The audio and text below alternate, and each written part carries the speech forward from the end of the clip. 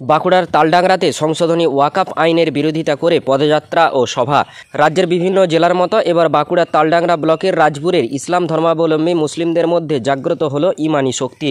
তারা কেন্দ্র ও রাজ্য সরকারকে 1 ইঞ্চিও জমি ছাড়তে নারাজ। এদিনের প্রতিবাদের মূল বিষয় হলো ওয়াকফ সংশোধনী বিল বাতিলের দাবিতে নওশাদ সিদ্দিকীর মতো বিধায়ক চাই শাসক নেতা শওকত মোল্লা ও ফিরহাদ হাকিমের দিল্লি গিয়ে আন্দোলন করুন। এই নিয়ে এদিন প্রতিবাদ দেখা যায়। বাঁকুড়া জেলার ইমাম মোয়াজ্জেন সংগঠনের ডাকে প্রতিবাদ সভা। প্রতিবাদে আওয়াজ উঠল নওশাদ সিদ্দিকীর মতো বিধায়ক ও আসাদ উদ্দিন ওয়াইসির মতো পার্লামেন্টে এমপি চাই। একদিকে যেমন ঠিক নেতাজি ইনডোর স্টেডিয়ামে মমতা বন্দ্যোপাধ্যায় ইমামদের নিয়ে বৈঠক করলেন, ঠিক সেই দিনে বাঁকুড়া জেলার ইমামদের ডাকে ওয়াকফ সংশোধনী বিল বাতিলের দাবিতে প্রতিবাদ সভা আয়োজিত হলো। বিভিন্ন গ্রামের ইমামরা একে একে বক্তব্য দেন। কাশিডাঙ্গার ইমাম সাহেব, রাজপুরের ইমাম সাহেব, টেংরাখোলার ইমাম সাহেব, একাড়িয়ার ইমাম সাহেবরা বক্তব্য রাখেন। এছাড়া আলিয়া প্রাক্তন ছাত্র জুলকার খান বক্তব্য রাখেন সুনিপুণ দক্ষতায়। এছাড়া সর্বশেষ হলদিয়া কুমারপুর হাই মাদ্রাসার প্রধান শিক্ষক বাকিবিল্লা কাসেমিও বক্তব্য রাখেন। তিনি দীর্ঘ বক্তব্যের মাধ্যমে বোঝাতে সক্ষম হন ওয়াকফ কি, নতুন আইনে বা সংশোধনীতে কি আছে সেই নিয়ে। বাঁকুড়া তালডাংরা থেকে ইনামুল ভিয়ার রিপোর্ট, নিউজ 10 বাংলা। हिंदू खतरे में है, हिंदूरा विपदे আছে, हिंदू खतरे में है। 26,000 চাকরি গেছে, তার মধ্যে 24,000 হিন্দু ভাইদের চাকরি গেছে। কাদের চাকরি গেছে? হিন্দু ভাইদের চাকরি গেছে, মুসলমানদের চাকরি তো নাই। যাবে কি? কিছু নাই, যার হারাবে কি তার। স্টেট ব্যাংক অফ ইন্ডিয়া থেকে 33,000 লোককে বলপূর্বক জোর করে অবসরে পাঠিয়ে দেওয়া হয়েছে। 33,000-এর ভেতরে 3300 মুসলমানের চাকরি যায়নি। কেন নাই তো যাবে কি? হিন্দুরা বিপদে আছেন। হ্যাঁ, বারাণসীর মন্দিরে দলিত মেয়েকে ধর্ষণ করেছে পুরোহিতরা, কারা বিপদে আছে? হিন্দু ভাইরাই বিপদে আছে। মুসলমানরা তাদের সুরক্ষা করতে জানে, তাদের আল্লাহ আছেন, তাদের ইমানি চেতনা আছে, তাদের গণতান্ত্রিক বোর্ড আছে, তাদের ভোট প্রয়োগ করার বুদ্ধি আছে যে কারা ফ্যাসিবাদকে পরাস্ত করতে পারবে।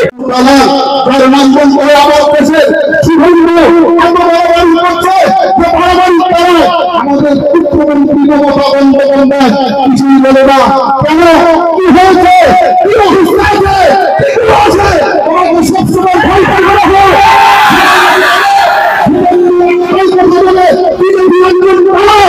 আমি কোনো ফাঁস খুলে দিলে ফাঁস খুলে দিলে কেন?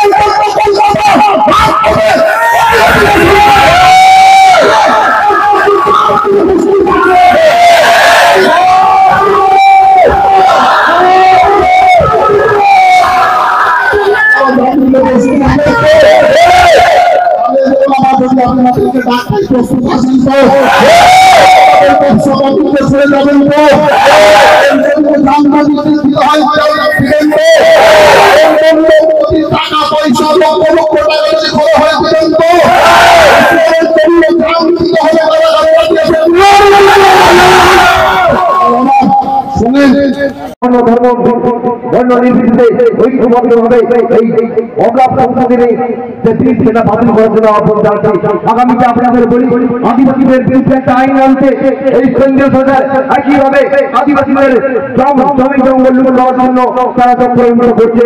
এই আন্দোলনে হিন্দু মুসলিম ঐক্যবদ্ধভাবে সকলকে সাথ দিয়ে এই কেন্দ্রীয় সরকারকে উখড়ে ফেলতে হবে। এই খারাপ কারণকে প্রত্যাহার করার জন্য ফলভাবে এই আন্দোলন করতে হবে। ঠিক আছে, কি বলবো?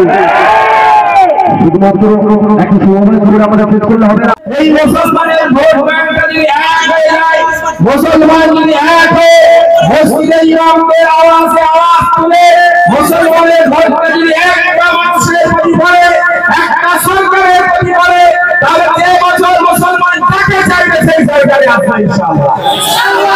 কিন্তু আমাদের ওই যে রাস্তা কিছু অংশ লুকিয়ে কিছু টাকা খাবো, পুকুরের ঘাট বানাতে দিয়েছে সেখানে কিছু পাবো, আবার কেউ কিছু দিবে।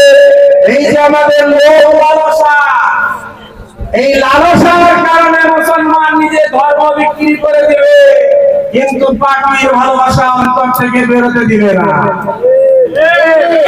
আমার চাই বিধায়ক নওশাদ সিদ্দিকীর মতো বিধায়ক আমার দরকার আছে।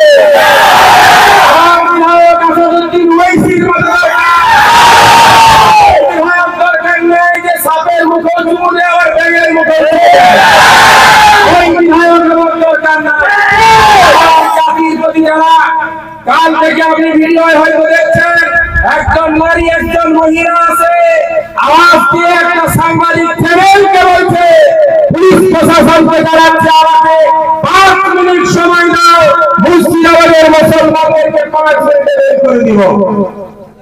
তার বিরুদ্ধে বলার কেউ নেই, কেউ তার বিরুদ্ধে বলবে না, কেউ আবার